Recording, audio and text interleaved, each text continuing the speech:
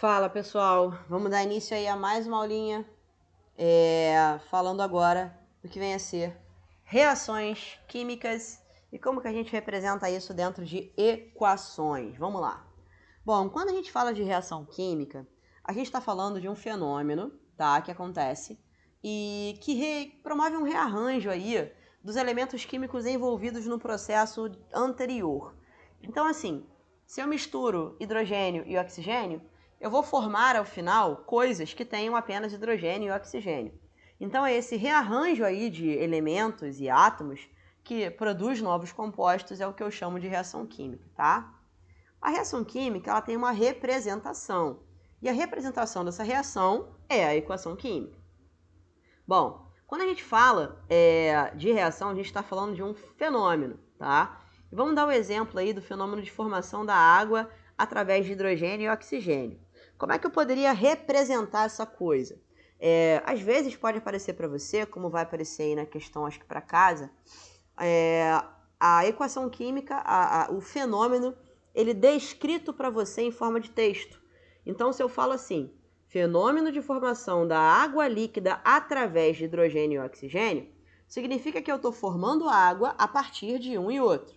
Então, a água ela é líquida, então está aqui, formada, ó, então ela é produto, através de hidrogênio e oxigênio gasosos. Então, olha que interessante. Uma representação para isso poderia ser considerando aí os elementos e os seus estados físicos, nesse caso líquido e gasoso, tá? Então aqui está um exemplo de representação de equação química através do fenômeno que é o da reação. Bom, quando a gente fala do processo de equação e representação, antes da seta a gente tem os reagentes, depois da seta a gente tem o produto. E aí a gente precisa conferir ao final se a quantidade de produtos que eu tenho, de elementos que eu tenho de um lado da seta, está igualzinho à quantidade de elementos que eu tenho do outro lado da seta. E isso se chama balanceamento de equação. Nesse caso, eu tenho H2 mais O2 dando H2O. Repara que eu tenho um oxigênio apenas no final e aqui eu tenho dois. Eu tenho dois hidrogênios aqui e aqui eu tenho dois. Então é meio que o hidrogênio está certo e o oxigênio está errado, né?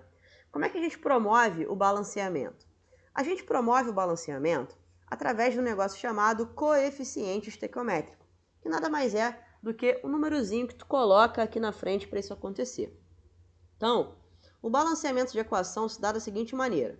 Existe o método das tentativas, e esse método ele segue a regra do macho, onde você primeiro balanceia os metais, depois o carbono, depois o hidrogênio, depois o oxigênio. Vamos fazer esse teste aí com a água, lembrando que o hidrogênio meio que já está balanceado e o oxigênio não. Então eu tenho 2 de um lado, vou colocar 2 oxigênios do outro. E esse coeficiente estequiométrico, ele sempre vem colocado na frente do composto, percebe? Porque se eu mexo aqui, eu estou mexendo na minha molécula. Isso não é interessante, que eu vou mudar aí o composto que está sendo formado ou que está reagindo. Então é sempre na frente. Então olha a ordem. Identifiquei que eu tenho 2 oxigênios de um lado, bota 2 do outro. Porque esse 2 multiplica tanto o hidrogênio quanto o oxigênio. Tá bom? Beleza. Só que repara que quando eu coloco esse 2 aqui na frente, acaba que eu mexo também no hidrogênio, deixando ele com 4. Então eu preciso colocar um 2 do outro lado também. Bom, tá balanceado. Então esses são os menores números inteiros que promovem o balanceamento da água. Mas eu também posso utilizar aí uma divisão para tirar esse 2 daqui e dividir todo mundo pelo mesmo número. Como é que eu tiraria esse 2 e esse 2? Dividindo todo mundo por 2. Nesse caso, lembrando que aqui é 1, eu vou ter que aqui vai valer 2 dividido por 2, 1. 1 dividido por 2, 1,5. E 2 dividido por 2, que vale 1. É uma outra possibilidade aí de representação balanceada da equação da água. Bom, aproveitando essa equação aí que a gente viu, vamos entrar agora num processo de classificação de reações químicas, tá? A gente tem alguns nomes que são interessantes da gente da gente aplicar e pode ser perguntada a você em alguma questão. Então, por exemplo, a gente vai observar a cara da reação e vai enquadrar ela dentro de uma tabela. Então, por exemplo, reações que têm essa cara, duas coisas ou mais dando uma coisa só, a gente vai chamar elas de síntese ou de adição. Só isso.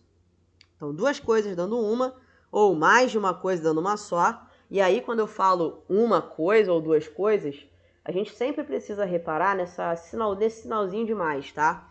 Ele quem define as coisas. Então, se eu tenho sinal de mais, quer dizer que eu tenho mais de uma coisa ali no processo. Então, nesse caso, duas coisas e aqui uma coisa só, síntese ou adição. Se o processo inverso acontecer, aonde no reagente eu tenho um troço só, se transformando em mais de um, aí é análise ou decomposição. Se eu tenho uma coisa só, aqui uma coisa simples e uma coisa composta, se transformando em uma coisa composta e uma coisa simples, como se um empurrasse o outro, reparou? E entrasse no lugar, aí eu tenho uma reação de simples troca ou de deslocamento. Lembrando que esse deslocamento pode acontecer tanto com esse aqui que é positivo, e aí o A deslocaria ele, quanto com o outro que é negativo. E aí o deslocado seria o segundo, tá? E como saber quando uma coisa acontece ou quando é outra? Se esse A aqui for o metal, ele vai deslocar o positivo, porque ele vai ser mais eletropositivo do que ele, caso ele seja. E se esse Y for um ametal, a ideia é que ele desloque o outro lá do outro lado, que vai ser o mais eletronegativo. Fechou? Agora, caso a substância simples ela não seja mais reativa do que a outra, ela não desloca, tá? Então, se eu pego o exemplo aqui da prata e do potássio, a prata, ela é um metal, então ela deveria deslocar o positivo. Só que ela não é tão eletropositiva quanto o potássio. Isso a gente já viu lá em tabela periódica, né? Só pegar as setinhas e verificar. Então, se ela não é tão eletropositiva quanto ele, não desloque e a reação não acontece, tá bom? Partiu agora falar da reação de dupla troca, que é quando eu tenho dois deslocamentos, né? Então, ela é dupla troca ou permutação, a gente pode chamar assim, onde eu troco o positivo de um com o negativo do outro. Deixa eu botar aqui os sinais para vocês verem. Então, esse positivo vai pegar aquele negativo e formar um composto. E esse positivo vai pegar o outro negativo e formar um outro composto. Isso é dupla troca ou deslocamento, tá? E a gente tem também a equação aí, ou a reação de oxirredução. A gente já viu o NOx, né, em alguns momentos atrás, então a gente já sabe como calcular a carga de todo mundo. Então o potássio, que é do grupo 1, tem carga mais 1, o iodo, que é do grupo 17, tem carga menos 1, também para zerar aqui, né, seria menos 1. Substância simples, 0 e 0, potássio mais 1 e cloro menos 1. Repara que nesse caso a gente tem algumas mudanças de carga. Por exemplo, o cloro de um lado era 0 e do outro passou a ser menos 1. O iodo era menos 1 e do outro lado passou a ser 0. Ou seja, quando eu tenho variação do NOx de um lado para o outro, eu tenho uma reação redox. Não precisa ser de todo mundo. Repara que o potássio permanece o mesmo, mas se eu mudo algum dos compostos ou algum dos elementos, já está valendo como redox, tá? Uma reação de oxirredução, ela sempre tem oxidação e redução acontecendo. Lembrando que a oxidação é um processo onde o NOx aumenta e eu tenho perda de elétron. E ele é considerado aí o agente redutor, tá? No caso da redução, eu tenho a redução do NOx, um ganho de elétrons, ele é o agente oxidante. É isso mesmo que você ouviu. Parece que está ao contrário, mas é bem isso. Aquele que oxida obriga o outro a reduzir, por isso agente redutor. E aquele que reduz obriga o outro a oxidar, por isso agente oxidante, tá? E a transferência de elétrons sempre ocorre da oxidação para a redução. Bom, vamos pegar esse exemplo aqui da formação de água, colocar o 0 aí. Ih, faltou dar uma balanceada aqui, né? Deixa eu dar uma balanceada aqui pra gente. Faltou um 2ão aqui. Doisão aqui. 2ão aqui. E 2ão aqui. Pronto. Está aqui, né? Então, ó, vamos pegar aí a equação de formação da água.